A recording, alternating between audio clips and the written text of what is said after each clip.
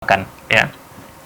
Kalau yang dimakan adalah makanan selain sembelihan, maka misalnya Syekh Abdul Aziz bin Baz, ya, beliau menyebutkan tidak mengapa, ya. Itu sama seperti barang yang ditinggalkan tuannya.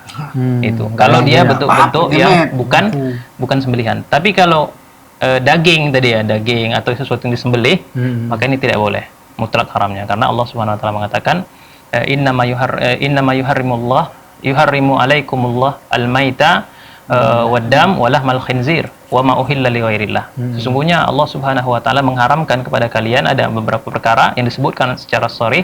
Pertama al-maitah, bangkai, kemudian darah, kemudian daging babi, dan yang terakhir yang disembelih untuk selain Allah Subhanahu wa taala. Jadi kalau dia disembelih memang niatnya tadi adalah untuk sesembahan, itu mutlak tidak boleh dimakan. Walaupun dia menyembelih pakai bismillah. Walaupun dengan bismillah. Tapi tadi niatnya untuk maksudnya untuk apa? Begitu. Yang sampean makan tadi apa? Daging itu.